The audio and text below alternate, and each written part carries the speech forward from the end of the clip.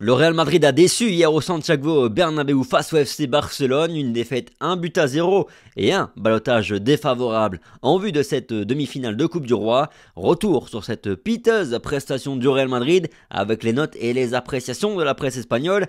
C'est la revue de presse de Real France, c'est parti.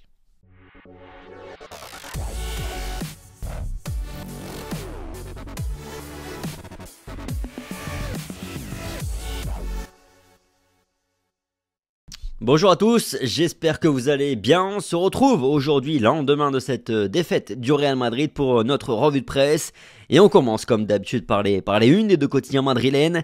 Le Barça ramène de l'or à la une de Marca. Les Blaugrana prennent un avantage après le match aller grâce à un but de Eder Militao contre son camp.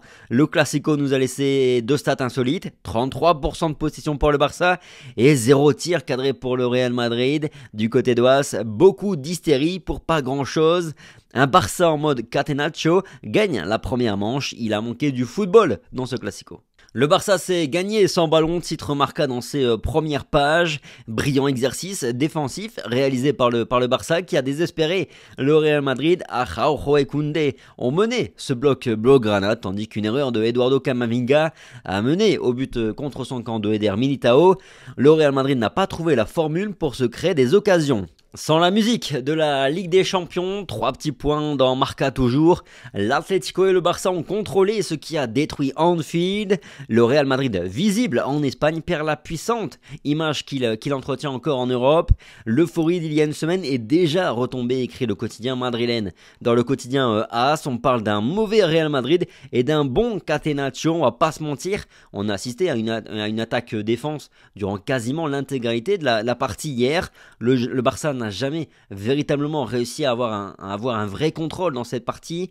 Ils ont réussi seulement à piquer le Real Madrid à 2 ou 3 reprises en transition ou alors en profitant tout simplement des erreurs du Real Madrid. Maintenant, j'estime que le Barça a fait le match qu'il devait faire. Ils auraient signé tous les jours pour un vieux 0-0 au Santiago Bernabéu hier compte tenu de toutes les absences, même si bien entendu le discours sera et bien différent.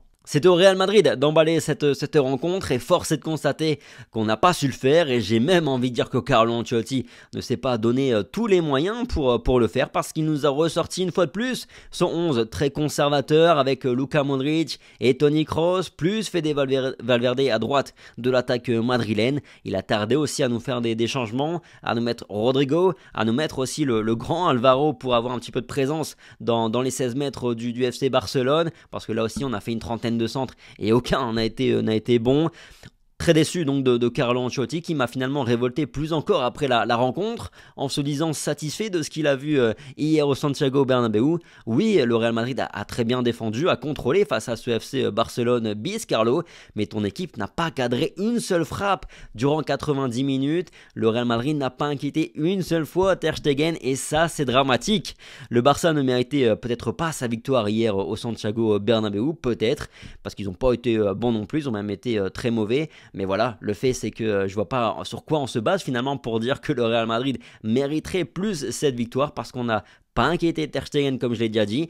On a eu la possession, oui, mais alors, la vérité c'est que cette purge d'hier du foot espagnol, une fois de plus, méritait un bon vieux 0-0. J'ai envie de souligner aussi le fait que Dani Ceballos n'a pas eu la moindre minute de jeu hier et ça aussi c'est révoltant. Le meilleur milieu du Real Madrid en 2023 avec Eduardo Camavinga, benché et ignoré sans aucune justification valable à mon avis.